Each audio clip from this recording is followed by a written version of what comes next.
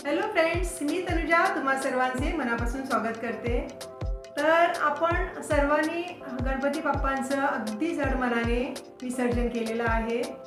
पण जेव्हा आपण गणपती पूजनाच्या वेळी वर आरास केलेली असतेच, म्हणजेच माटोळी, ज्याला आपण माटोळी म्हणतो, त्या माटोळीला विविध प्रकारच्या जंगली फळे किंवा फुले आणि आपल्या रोजच्या वापरातली फळभाज्या आणि फळे लावली जातात।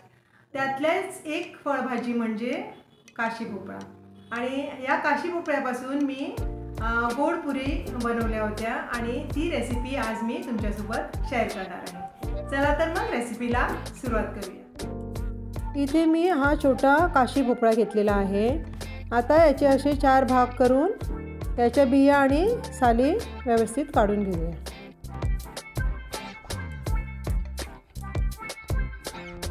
इथे मी सर्व भोपळ्याच्या साली आणि बिया काढून स्वच्छ केलेला आहे भोपळा। आता भोपळा छान किसणीवर आपण किसून घेऊया। असा किसणीवर छान बारीक भोपळा किसून घ्या।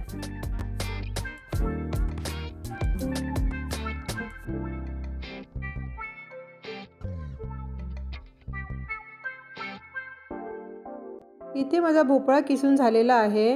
आता हा भोपळा किसलेला भोपळा आता मोजून घेऊया। इथे माझा 2 कप भोपळ्याचा किस झालेला आहे। गॅसवर मी एक इथे कढई ठेवलेली आहे। कढई गरम झाल्यावर त्यात आपण 1 चमचा तूप घालून घेऊया आणि तूप वितळल्यावर त्यात आपण आता इथे किसलेला भोपळ्याचा किस घालून घेऊया। असा हा भोपळ्याचा किस तुपावर परतून घेतल्यामुळे भोपळ्याला जास्त पाणी सुटत नाही आणि जेव्हा आपण गूळ घालतो तेव्हा व्यवस्थित हा आपला किस शिजून तयार होतो।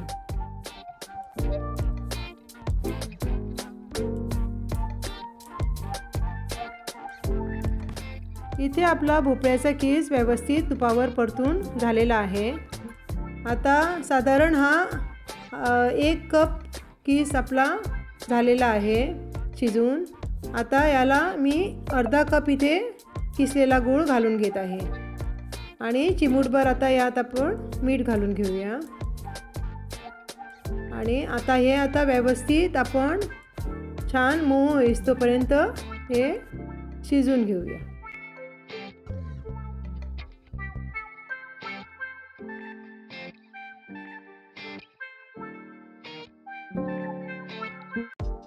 इथे आपला भोपळ्याचा किस छान गुळामध्ये शिजवून झालेला आहे।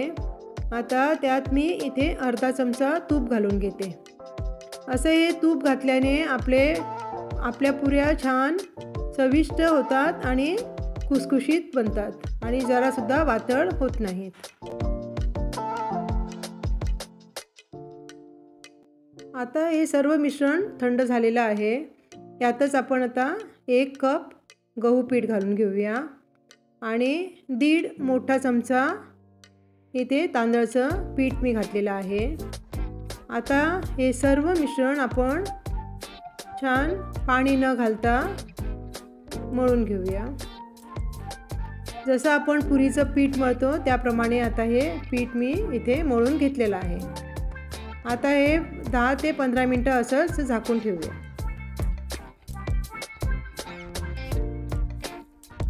15 मिनिटांनंतर मी असे ह्या पिठाचे गोळे बनवून घेतलेले आहेत। आता आपण पुऱ्या लाटायला घेऊया।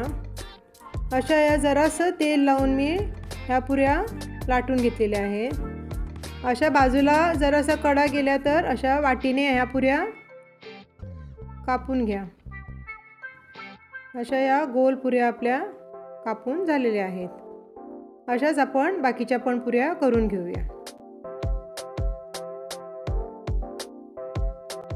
पुऱ्या लाटत असताना एकदम जाड किंवा एकदम पातळ पुऱ्या लाटून घेऊ नका। जरा मध्यम जाडीच्या पुऱ्या लाटून घ्या, म्हणजे आपल्या पुऱ्या छान खुसखुशीत होतात।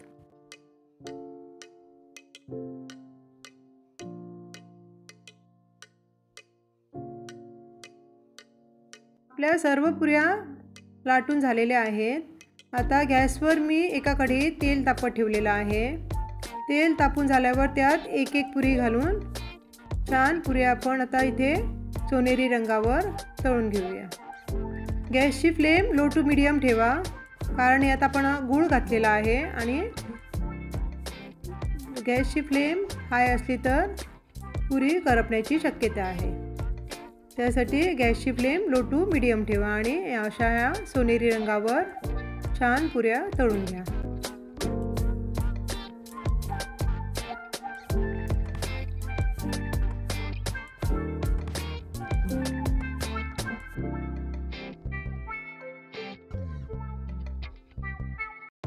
चला तर मग आपण अशाच सर्व पुऱ्या छान सोनेरी रंगावर तळून घेऊया। तुम्ही याआधी काशी भोपळ्याच्या पुऱ्या बनवल्या आहेत का? कमेंट करा। आणि काशी भोपळ्यापासून तुम्ही आणखीन काय काय पदार्थ बनवले आहेत ते नक्कीच कमेंट करून मला सांगा। तर आपल्या इथे पुऱ्या सर्व होत आलेल्या आहेत आणि आपल्या सर्व पुऱ्या छान फुललेल्या आहेत आणि छान आपल्या पुऱ्या सगळ्या तळून झालेल्या आहेत। ह्या काशी भोपळ्याच्या पुऱ्या मी पहिल्यांदाच बनवत आहे आणि मला वाटलं नव्हतं की इतक्या छान ह्या पुऱ्या होणार आणि मस्त आपल्या खुसखुशीत पुऱ्या इथे झालेल्या आहेत, म्हणून मी ही रेसिपी आज तुमच्यासोबत शेअर केलेली आहे। नक्की तुम्ही ही रेसिपी ट्राय करून बघा आणि मला कमेंट करून नक्कीच कळवा।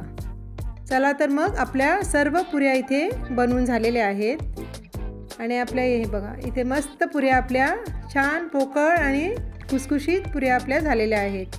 मी एक पुरी तुम्हाला इथे आता तोडून दाखवते। हे बघा छान आपल्या पोकळ आणि खुसखुशीत पुऱ्या इथे बनवून झालेल्या आहेत। हे 2 ते 3 दिवस आपण पुऱ्या खाऊ शकतो। अशा या पुऱ्या अजिबात वातड होत नाहीत आणि खायला पण छान लागतात। खायला या। तर ह्या काशी भोपळ्याच्या पुऱ्या छान चविष्ट आणि खुसखुशीत बनल्या होत्या। तर मी या काशी भोपळ्याच्या पुऱ्या पहिल्यांदाच बनवत आहे। एरवी मी जो बाजारात आपला साधा भोपळा मिळतो त्या भोपळ्याच्याच पुऱ्या बनवत होते। तर तुमच्यापैकी किती जणांनी ह्या काशी भोपळ्याच्या पुऱ्या बनवल्या आहेत ते कमेंट करा आणि बनवल्या नसल्या तर एक लाईक जरूर करा। तर आजची रेसिपी तुम्हाला कशी वाटली हे कमेंट करून नक्कीच कळवा आणि लाईक शेअर सबस्क्राईब करायला विसरू नका। चला तर मग भेटूया आपल्या पुढच्या व्हिडिओमध्ये। तोपर्यंत मस्त खा, स्वस्थ रहा। धन्यवाद।